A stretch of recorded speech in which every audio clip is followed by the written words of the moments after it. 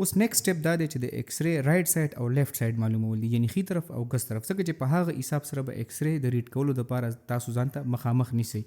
اکثر د ایکس ری په فلم باندې دې طرف ته آر او دې طرف ته ایل څنګه چې دا ښکاري دا یې لیکلي وي، خو کله نه کله دا ورډز غلط وي، ځکه چې دا په دې باندې ډیپینډ کوي چې دا کاغذ یې په هغه پلیټ کې د ایکس ری په وخت کې څنګه ایښی و، نو کیدای شي دا الټه پروت و. نو تاسو چې په ایکس ری کې کوم شیزونه ښکاري د هغې نه به تاسو دا اندازه لګوئ، دا معلوموي چې رائټ او لیفټ کم دی.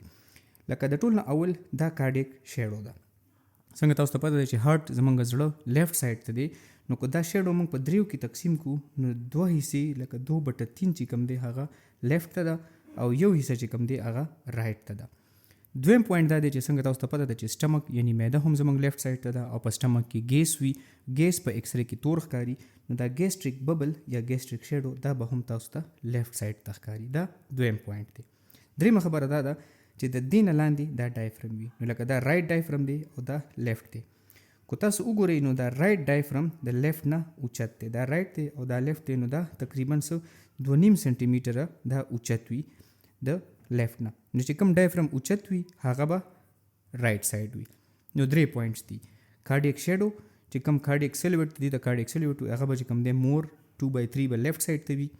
دویم چې ګیسټریک ببل بم لیفټ ته وي او دریم چې رائټ هیمی ډایفرم په تاسو سره 2.5 سانتي میټر اوچت وي د لیفټ نه.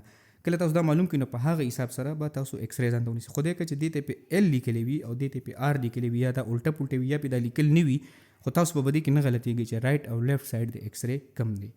د دې نه پس آسان لیکچر ریکارډ کړی دی.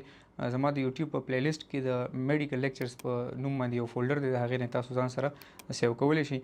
زما نوم ډاکټر شهریار دی، زه کارډیالوجسټ یم او ما ډېر کوشش کړی دی چې په اسانه الفاظو باندې زه د ایکس ری متعلق نالج چې څومره هم سټوډنټس دي د صحت متعلق هغوی ته کنوی کړم. زما امید ده چې دا لیکچر به ستاسو خوښ شي او دې نه علاوه کو ستاسو خوښه وي تاسو ما ته د کمنټس په ذریعه ویلی شي چې کو بل داسې یو پریکټیکل لیکچر وي نو هغه هم زه